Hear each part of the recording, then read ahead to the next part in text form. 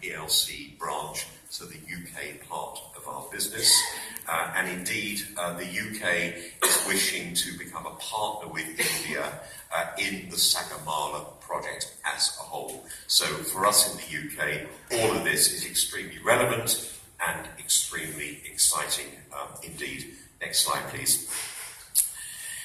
Plenty of detail in what I'm going to talk about, certainly detail on this slide. I'm not going to go into all of it, so have no fear. I will give time for everybody else to speak.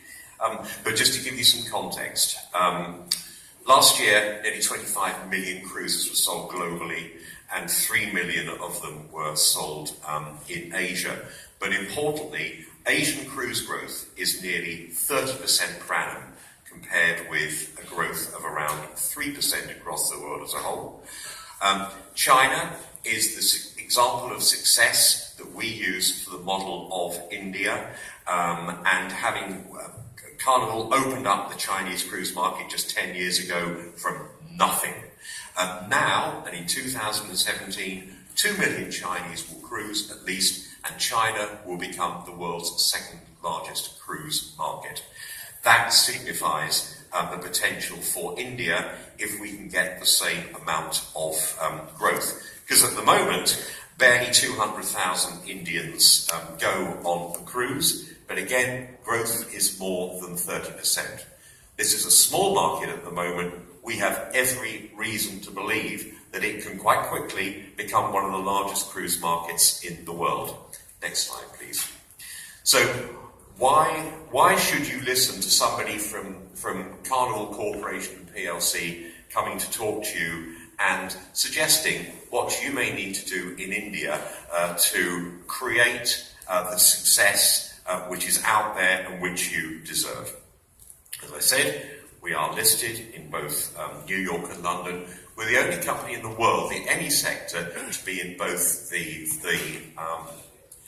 New York Stock Exchange 500 and the FTSE 100 in London, with a market capitalization now of over $40 billion. We have 10 brands based right across the world, some very famous brands within that. Our 102 ships have well over 200,000 beds. We carry over 11 million passengers a year. We have a 44% share of the global market.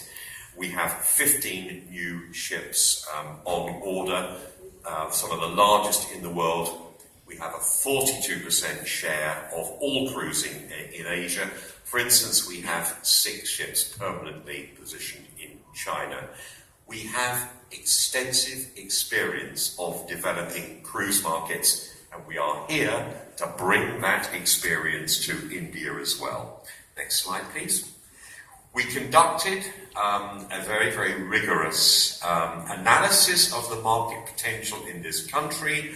We did that work with Tata Consulting, people who know this country as no others know it. We believe that by 2022, in 5 years' time, the potential cruise market, the latent market, the number of people in this country who certainly will consider and probably be going on cruises is around 7 million people. Now, really importantly, what we identified was the cruise, the type of cruise most likely to sell to millions of people in this country. A relatively short cruise, probably no more